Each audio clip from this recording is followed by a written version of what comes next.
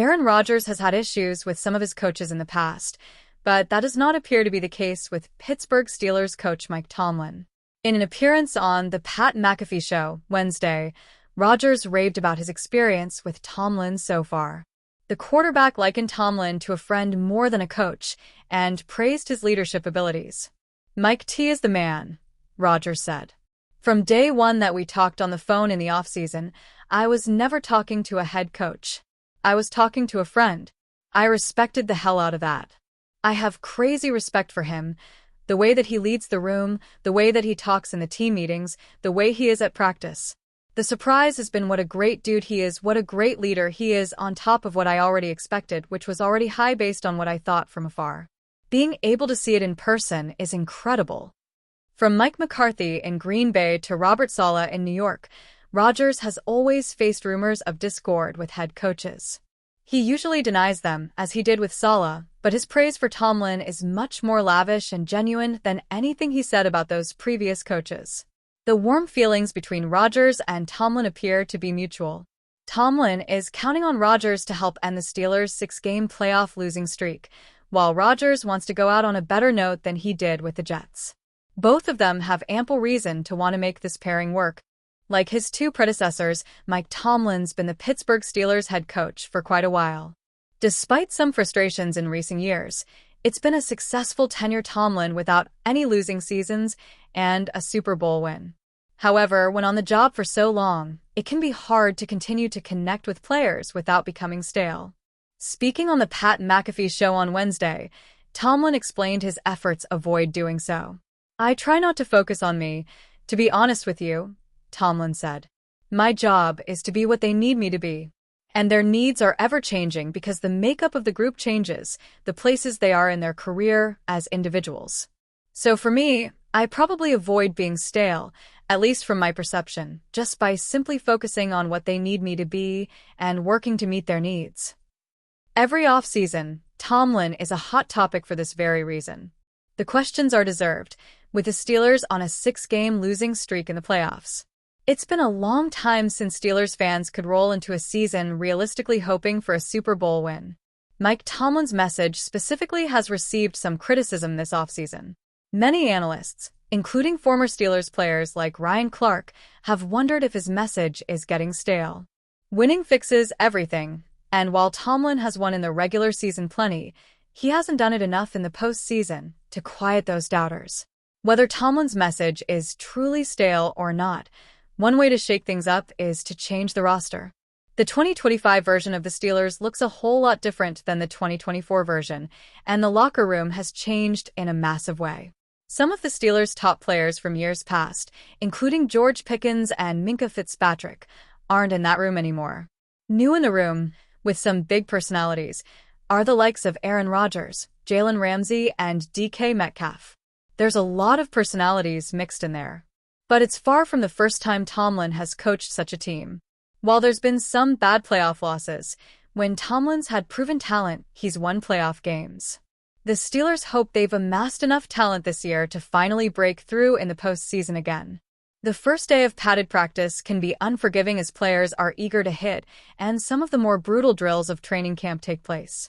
Last year's first padded practice claimed Roman Wilson's ankle, for example. This year, Eze Odomwo seems to have sustained an injury during the 7 shots drill near the goal line. He was rolled up on and took a while to get up with the help of trainers, per ESPN's Brooke Pryor on X. Offense wins 7 shots, 4-3 on the rubber match rep. Defense brought the house, and the OL handled it. Rodgers hit Metcalf on a crosser over Darius Slay for a toe-tap touchdown.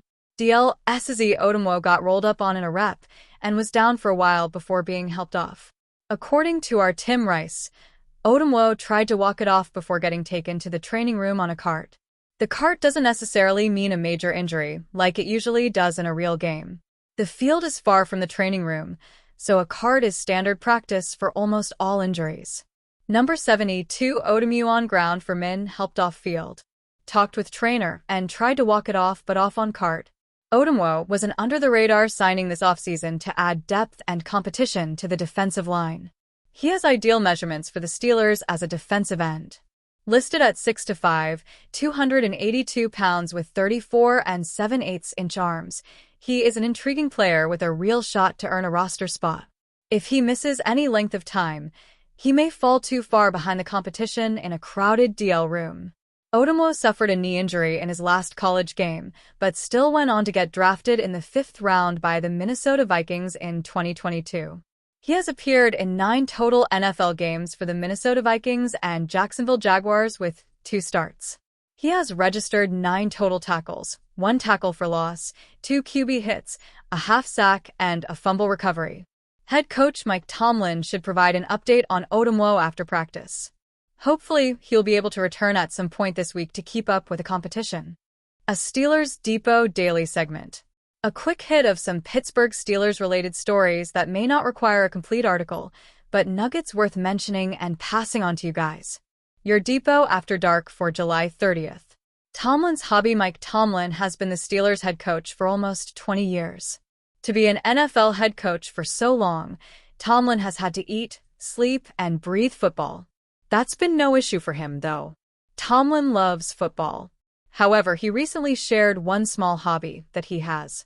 Talking to Kevin Clark on the This Is Football podcast, Tomlin revealed that he loves Sudoku, crosswords, and puzzles in general.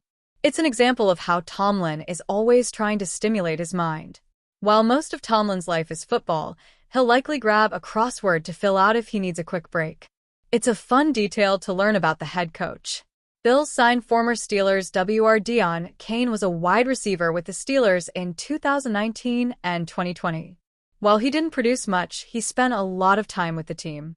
However, he was initially drafted by the Indianapolis Colts in 2018.